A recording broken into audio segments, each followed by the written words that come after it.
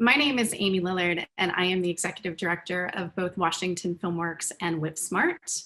For those of you that don't know WhipSmart too well, it's our new partner organization to Washington FilmWorks, and it's a trade association to support Washington creatives and creative businesses. I am absolutely delighted to be here today to talk with Leilani Lewis. Leilani was the first person to write our how-to guides for the WhipSmart website. She wrote two for us, actually. One is called Caring for Yourself While Working as a BIPOC Creative. And the second is called Anti-Racism, an Action Guide for White Creatives, which is what we're actually here to talk about today. So before diving in, I of course would love to have Leilani introduce herself. So welcome, thanks again for your incredible work and joining us for this conversation today. Tell us a little bit about yourself. I mean, you do a little bit of everything in your history, right? I do. So I was born here in Seattle, raised just on the outskirts of Detroit, and came back to Seattle as a young teen. So I've been here most of my adult life, living in the city. My educational history, I'm the first generation of my family to go to college. I went and got an art history degree because I wanted to make lots of money. Not really. And because I love art history, and ended up working for the Northwest African American Museum, actually, luckily so, where I spent an early good portion of my career. And for the last 5 years, I've been involved in the Race and Equity Initiative and various equity and inclusion efforts at the University of Washington. And now I'm the Director of Diversity, Equity, and Inclusion for University of Washington Advancement Organization. It is quite the journey so far, right? Yeah. Yeah. So, well, I would love to dive in. There's so much to talk about in this piece that you wrote for us. And I know I've mentioned this to you in conversation, but when we posted this, it was, spreading like wildfire. And I think, just to compliment you on how approachable and, one of the things I love about this piece is that it's, while it talks about the problems, it empowers people to take action, right? And I know that is so important in the environment in that we function. So I would love to just, talk about some of the very specific things that you put in the piece, kind of starting with this idea of, the feelings that come up for white people when they start talking about or engaging in anti-racism work. And, you named things like guilt and shame and discomfort. And, I wanted to, you mentioned like moving beyond those emotions and getting out of your comfort zone. I would love to start with like getting your perspective on why that's important. Really is something that is important to me for people to understand is that racism has traumatized all of us. All of us have been traumatized by racism. White people, anybody of color, anybody of difference, holding different identities.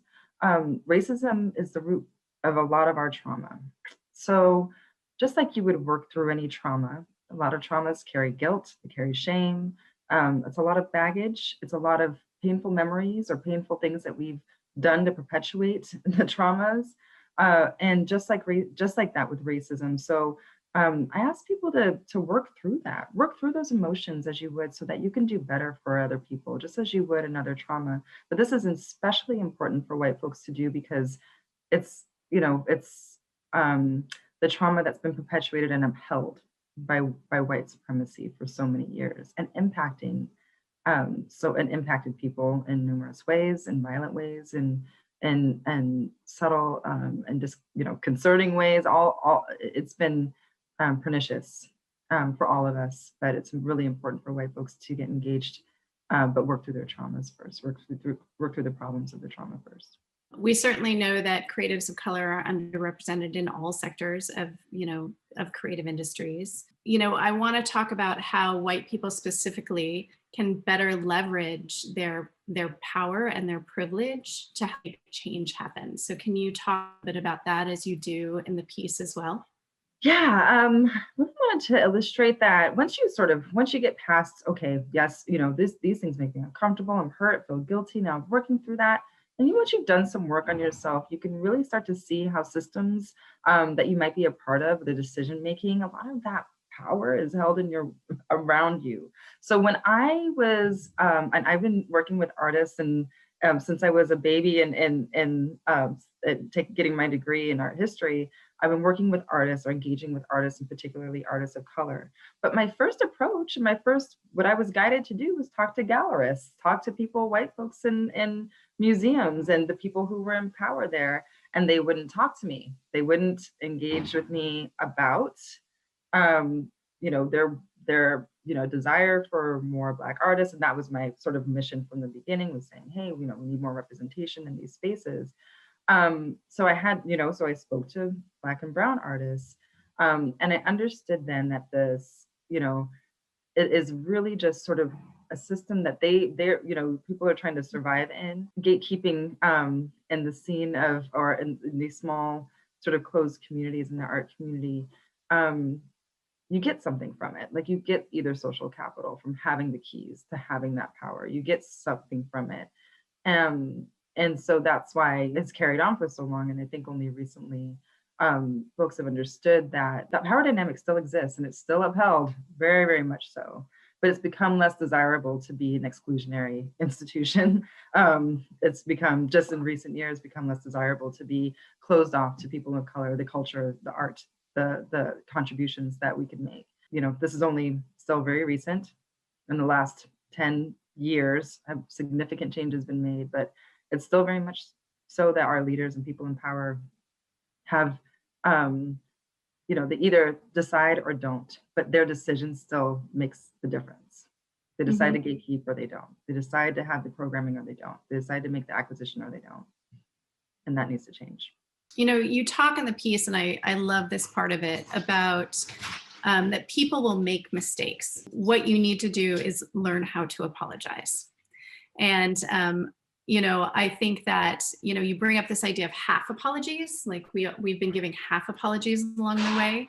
And it's really important to start taking, being accountable and apologizing for the harm that you have caused as a white person's thing. So in this environment, but what does that mean? Right? So how do you do that?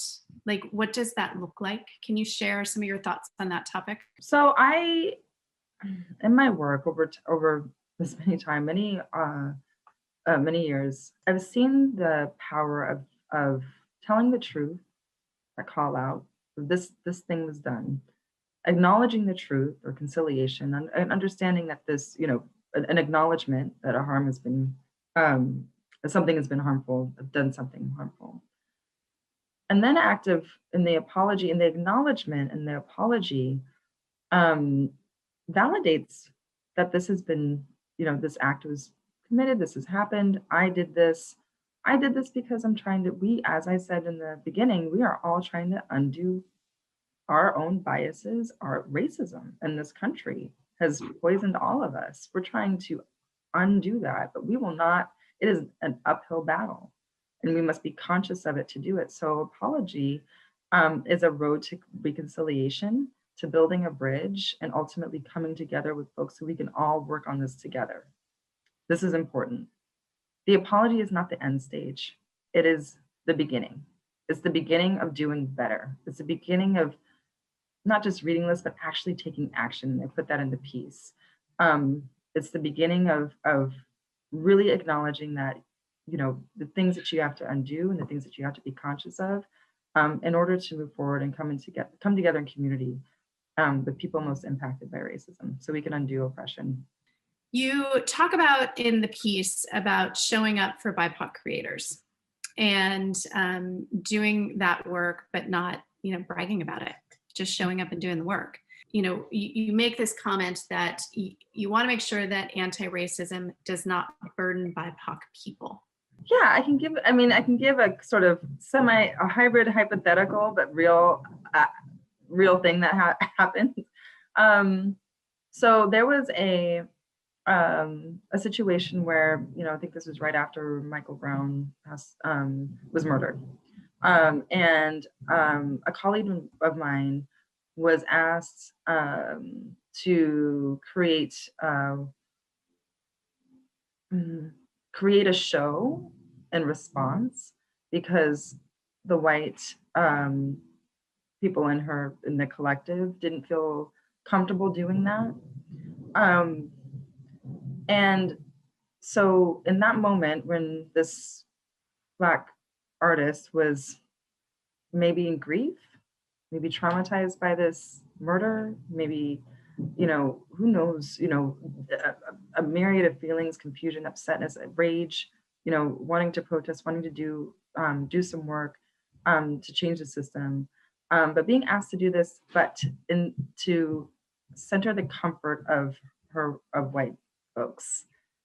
So the burden of making sure something happened fell on this person, and they did produce this thing, but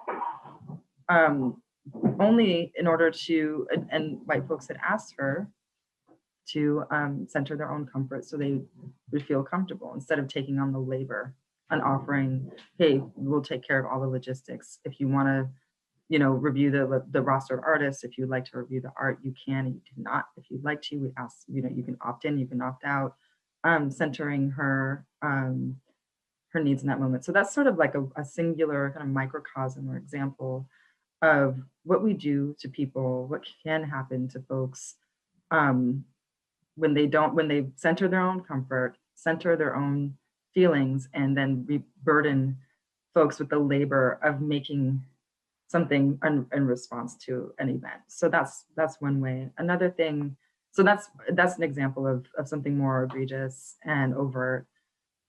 But stepping into people's space and making your anti-racism their issue or their thing to undo for you is amount to trying to undo somebody's trauma. Like I said, for them, it doesn't work. Trying to fix somebody else's, anything.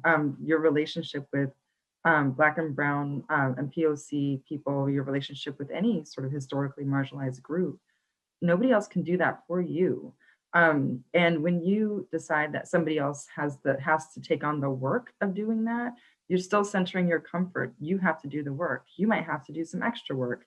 You might have to take the weight off of other people, or offer at least to take the weight off of other folks while still centering their leadership and power. It's very, it's not difficult to do once you're practiced at it, but you have to do some work first. I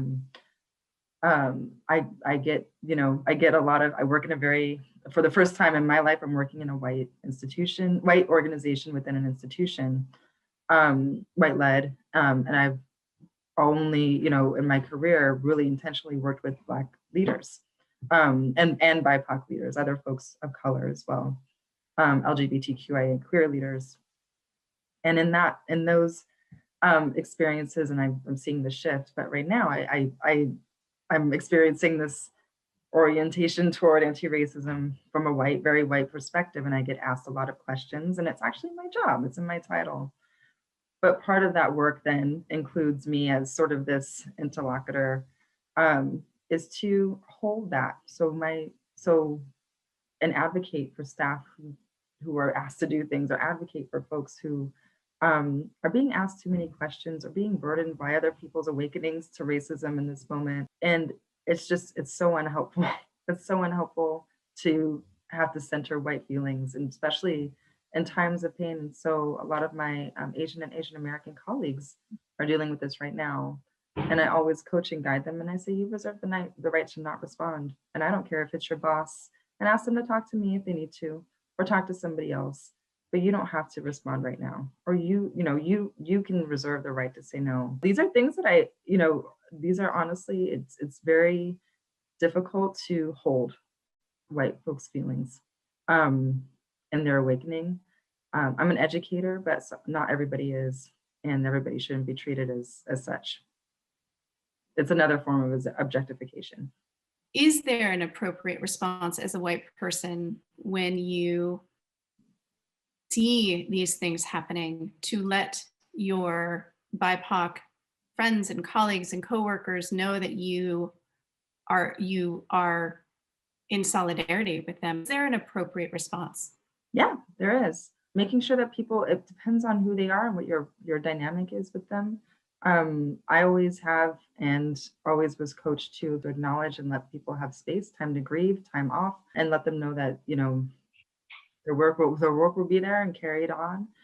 If there's something people are organizing and they need some power or financial support, and you have it, or if you have bandwidth to organize or to do some of the logistics, to set up the Zoom and hand it over or whatever it is, that would make it easier for folks to do the work that they need to do, to lead in the way that they need to lead, then that's something that I always advocate for. But always making sure that, you know, if you have the resource, if you have the bandwidth, that's time, you know, and or money or some other critical resource, that they can ask for it and make sure people then know that they can ask for the resource. I have an extra this, I have, you know, transportation, I have $50 in Lyft, you know, um, coupons or whatever it is, and letting them know that they're in solidarity. Now, if you're like, I'm feeling, I'm so sad, I'm upset, my heart's breaking for, you know, that's fine to like to express some emotion. But if people are having to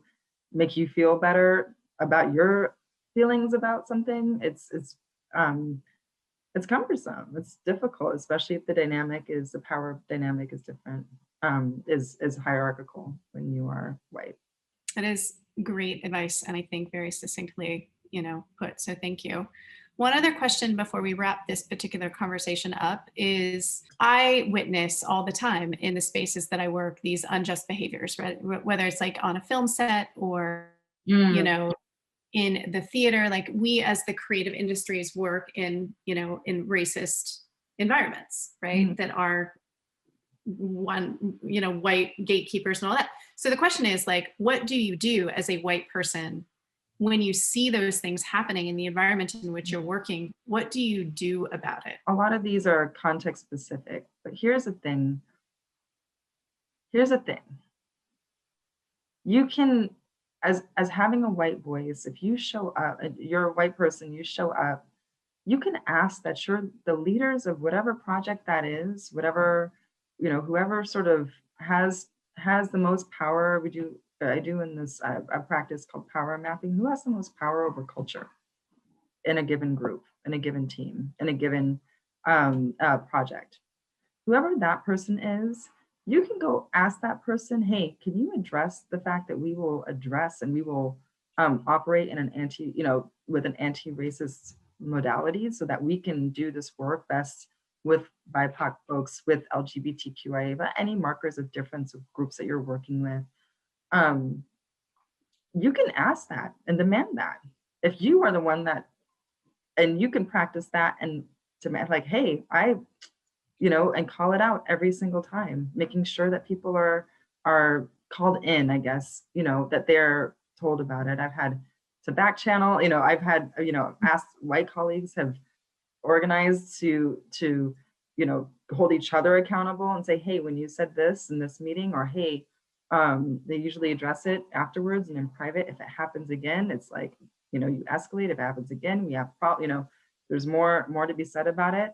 And just, make it part of your personal mission and ask other people to behave as such. It's not like it's optional for people of color to experience it. But white folks tend to feel like it's optional to operate within and contribute to a culture that harms people of color. No, and I love it how you open the piece where it's like anti-racism is happening with or without you. So get on board. Like that's how you kind of open that piece. And I was like, that's totally right. Like you're either going to do like get on board. It's time, right? So I know we're getting to the end of our time together, but I would love to know if you have any resources for white people who want to know more about being anti-racist. Yeah, so there are quite a few resources now, way more now than there ever used to be. The book, How to Be Anti-Racist by Dr. Ibram X. Kendi is great. The Medium is a great platform for many POC artists and BIPOC folks who are writing and getting their work out there. I highly recommend that. Aiko Bethia, Aiko, A-I-K-O, is an amazing author on the Medium. Ijoma Uluo is also, a phenomenal New York Times bestseller author and local here in Seattle. There are just a myriad of resources. The movie 13th by by Ava DuVernay. That's on Netflix. And of course, get to the roots of all of these things, the movement, and understanding some of the people who were authors before now, who have passed: Audre Lorde, Toni Morrison, James Baldwin, so many others. The resources are out there. It's like, it's not a search anymore. Like, it's a Google search away. I just want to close this conversation by thanking you for, the amazing piece that you wrote and just sharing with us all of your knowledge and information with the backdrop of creativity behind it, which is so wonderful. And I think, again, like what I love most about what you're giving us is your conversation, and then you're making it actionable, right? Like, you gave us in this piece what you can do today to start making a difference, right? So if you guys missed it, you can find the how-to guide on our website, which is bewhipsmart.org. You should check it out, or check out our next video also with Leilani about the other piece that she has written for us. So thanks again, Leilani. We appreciate it. Thank you.